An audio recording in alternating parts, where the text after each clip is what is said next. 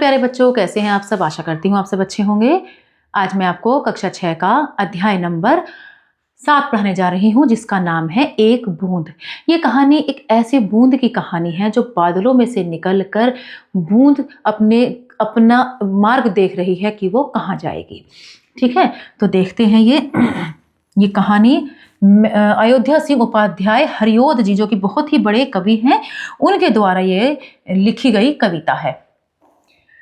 जो निकलकर बादलों की गोद से थी अभी एक बूंद कुछ आगे बढ़ी, सोचने फिर यही जी में लगी, आह घर क्यों छोड़कर मैं यूं बढ़ी।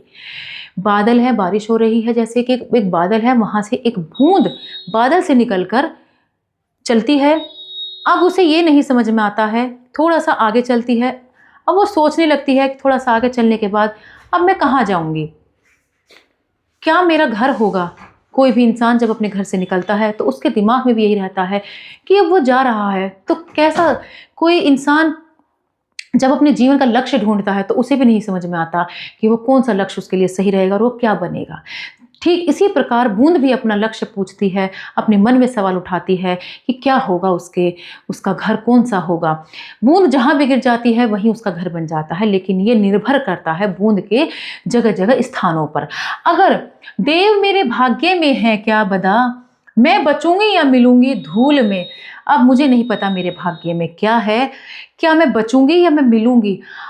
अगर वो धूल में मिल जाती है तो वो मिल जाएगी, धूल के अंदर मिल जाती है, और अगर वो किसी समुद्र नदी में गिरती है तो वो बच जाती है, और अगर वो कमल के फूल पर गिर जाती है तो भी वो बच जाती है।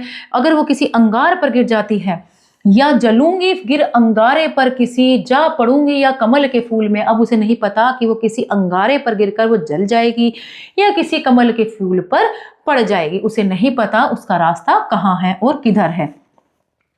आ गई उस काल एक ऐसी हवा, वह समुंदर और आई अनमनी। एक सुंदर सीप का था मुंह खुला, वह उसी में जा पड़ी मोती बनी। इतना सब कुछ सोच रही थी, विचार रही थी बूंद गिरते गिरते, बस एक ऐसा हवा का झोंका आया कि बूंद का रुख ही बदल दिया, उसकी दिशा ही बदल दी। हवा ने एक ऐसा एक झपका सा आया, हवा का झोंका ऐसा आया कि उसका रुख ही बदल गया बूंद का।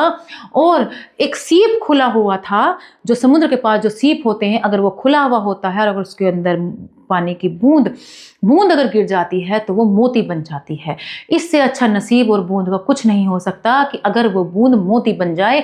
तो ऐसा ही हुआ उस बूंद के साथ कि एक हवा का झोंका आया और वो उस खुले हुए सीप के मुंह के अंदर गिर गई और मोती बन गई। लोग यूं ही हैं झिझकते सोचते, जबकि उनको छोड़ना पड़ता है घर, किंतु घर का छोड़ना अक्सर उन्हें बूंद लो कुछ और ही देता है कर। लोग अक्सर कभी अपने लक्ष्य की तरफ जाते हैं, अपने घर से निकलते हैं, लोग बहुत कुछ अपने मनों में सवाल करते हैं, और जबकि उन्हें घर छोड़ना ही पड़ता है एक ना एक दिन, तो घर का छोड़ना अक्सर उन्हें यूं ही लगता है कि क्या कुछ और ही देता है कर, कुछ और ही उसे कर देता है जब वो घर छोड़ते हैं। ठीक है, तो अब आशा करती हूँ आपको ये कहानी अच्छी लगी होगी, ये कविता अच्छी लगी होगी। मिलते हैं अगली कक्षा में। धन्यवाद।